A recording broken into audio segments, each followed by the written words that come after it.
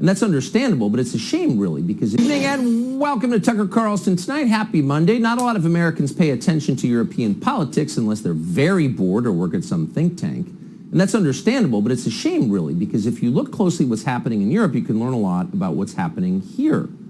Despite the castles and the funny accents and the smelly cheese, Europe is not actually that different from the United States, at least in this way. European leaders run their countries pretty much the same way our leaders run our country. They yammer on endlessly about democracy, but then at the same time they do their best to avoid democracy's most basic requirements, like free speech and representative government. A few years ago, the Prime Minister of Italy at the time, Paolo Gentiloni, bragged to the World Economic Forum about his plans to, quote, bring more social justice to the country, by which he meant importing many more thousands of poorly educated economic migrants from the Third World into Italy. We are very open on migration, he said. We are saving lives at sea. Ooh, saving lives, huh? Congratulations, you're such a good person. But the question is, and it's a relevant question in a democracy, what do the people who live in Italy, that would be your constituents, think of that idea? Well, as the Prime Minister explained, he didn't care. Quote, a demand for more democracy not only is wrong, it's even dangerous. You following this? You run a country in the name of the people. You're not a king, you're a democratically elected leader. You run it in the name of the people who live there, but at the same time it's, quote, dangerous to allow the opinions of those people to influence your decisions. Does that sound familiar? Oh, it does, because it's exactly the kind of democracy that we live in, which is to say, a fake one. In fact, there is no majority in any country on planet Earth that thinks open borders are a good idea, or that considers global warming the single biggest problem, or that thinks it's wise to quarantine the entire population because of a flu virus. No large group of people anywhere wants these things. But in the West, everybody gets them anyway because politicians don't care what you think. Your opinion is dangerous. Shut up, racist! So it goes without saying this can't last. A system like this cannot endure forever because it's inherently unstable. You can't tell people they're in charge of their own government. It's a democracy, we promise, and then ignore over decades their most strongly held opinions on things that matter. That doesn't work long term. They will rebel, guaranteed. And the best you can hope for is that they will do it peacefully. In Italy, they seem to be doing just that. This summer, a conservative populist called Giorgia Meloni started showing up with strong support in the polls. Meloni was no radical. Her views would have seemed perfectly ordinary just a decade ago. But because she resolutely refused to bow to the twin gods of climate and mass migration, people panicked. The president of the European Commission, in fact, on camera, commanded Italians not to vote for her. Watch.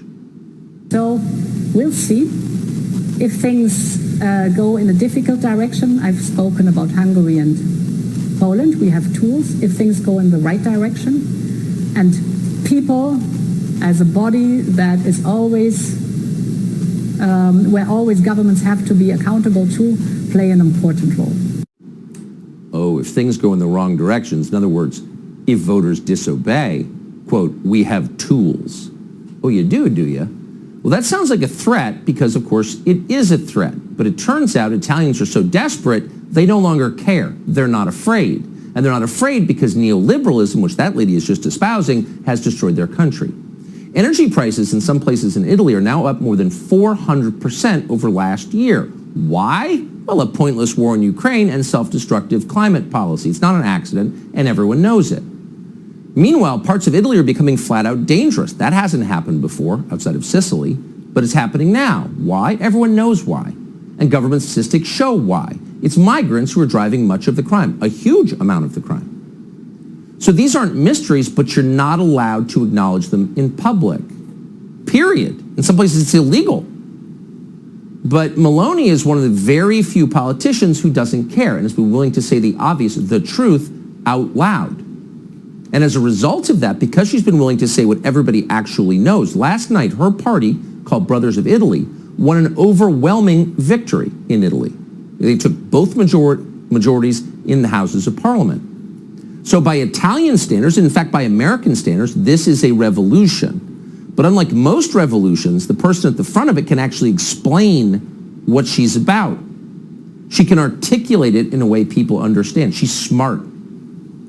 This is part of the speech she gave earlier this year that led to last night's results. Watch. Everything we stand for is under attack. Our individual freedom is under attack.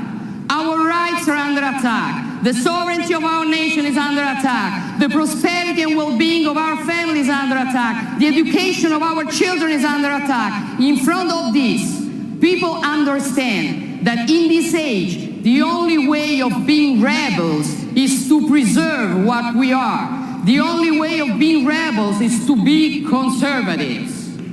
They will try to take everything away from us, but they can't take away who we are. And you know what? Cherishing who we are, knowing what we stand for, is all we need to face this challenge. She's not kidding. She's as serious as the moment we are currently living through. Our rights are under attack, she said. The sovereignty of our nation is under attack.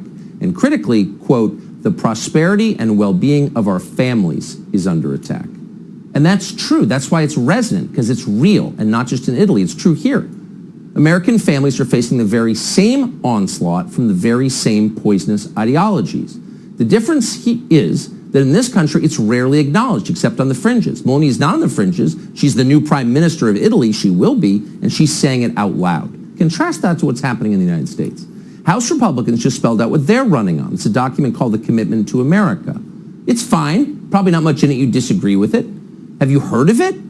No, you probably haven't. You probably haven't read it. Nobody really cares. Why? Because there's nothing real in it. There's not a single word in that document about the attacks on the American family that you see every day. That's at the center of most people's concerns. How are my kids? Will they have a life that resembles mine? That was called the American dream. Does it still exist? Will they be able to afford to live the way they grew up? Will they have the opportunities that we had? No. People are upset about that. Why wouldn't they be? But nobody says it. And that's odd, because we know, and now it's been proven, that when politicians are brave enough to tell the truth about what's actually happening, they tend to be rewarded for it. Once again, here's the incoming Prime Minister of Italy. And as you watch this, ask yourself if you would vote for a candidate like this if you had the chance in our country. A monte c'è quella che ci facciamo oggi: perché la famiglia è un nemico? Perché la famiglia fa così paura? C'è una risposta unica per tutte queste domande. Perché ci definisce, perché è la nostra identità. Perché tutto quello che ci definisce in questo tempo è un nemico, per chi vorrebbe che non avessimo più un'identità e che fossimo solamente schiavi, consumatori perfetti. Chesterton, ormai più di un secolo fa, vediamo se ve lo trovo: fuochi verranno attizzati per dimostrare che 2 più 2 fa 4. Spade verranno sguainate per dimostrare che le foglie sono verdi in estate. Quel tempo è arrivato, signori. Siamo pronti. Grazie. So that's the person who's being described all over American television, including on channels that should know better, as, quote, far right. That's far right, really? Because she acknowledges that American families are under attack? Of course they are. You think it's accidental? No. And she explains why. And it's simple. If you want to establish totalitarian control over a country, of course you have to destroy the family first. Because nobody with deep family loyalty, the one thing every person should have, no one who has that will ever pledge absolute obedience to a politician. Why would you? So if you want absolute obedience, you have to sever family ties. And that's why state schools brainwash your children with values that you despise and then instruct your children to turn you in as a thought criminal if you object. That's happening. It's not your imagination, and it's happening for a reason. Wokeness is not just a political ideology. It's not just something annoying that emerged on college campuses that we can ignore.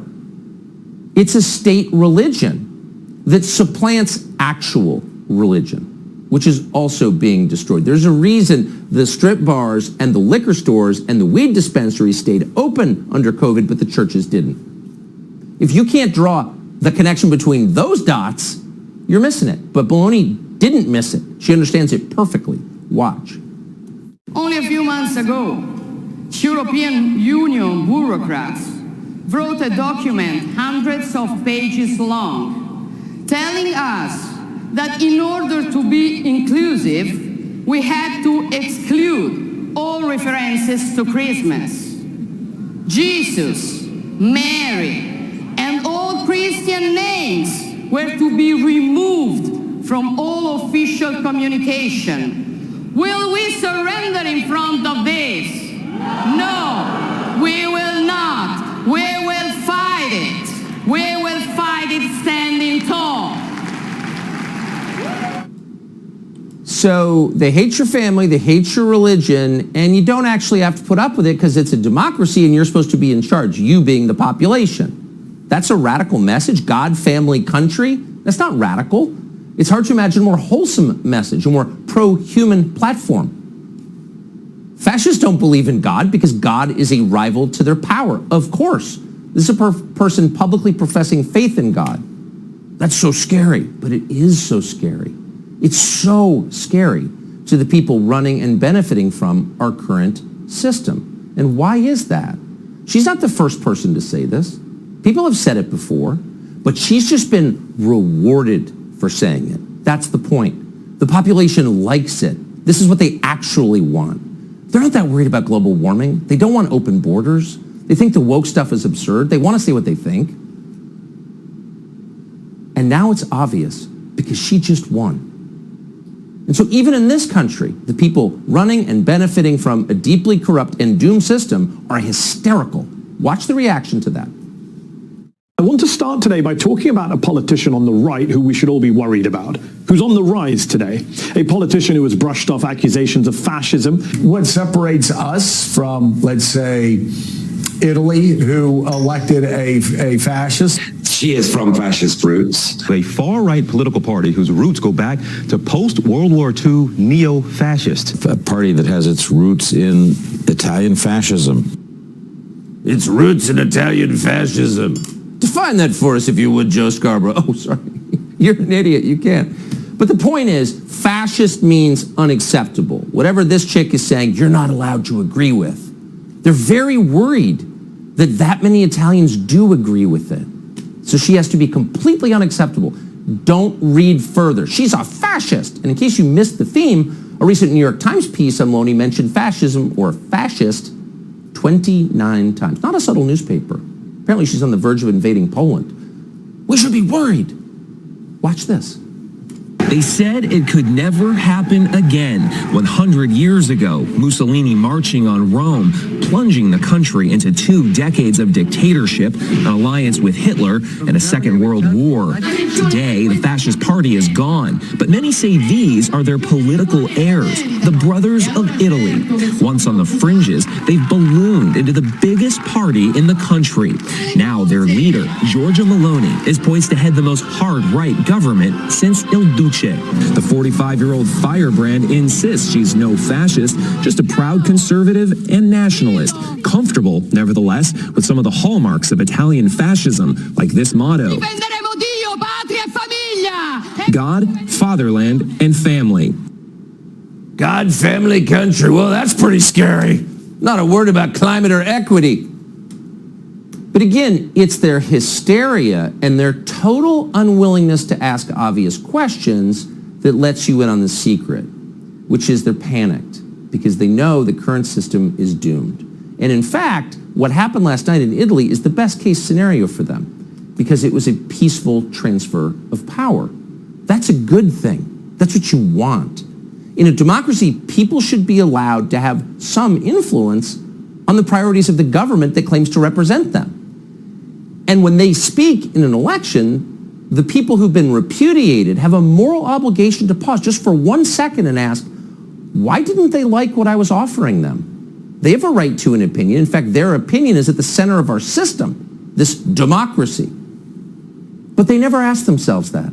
They never take any blame whatsoever. They didn't in 2016 when Trump got elected. They immediately blamed Putin or Macedonian bot farms. They never blame themselves.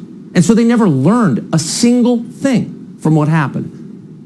That's exactly what's happening, not simply in American television, but also in Italy and also in the European Union. The bureaucrats who drove Italians to seek a change peacefully at the ballot box are completely unwilling to learn from that vote.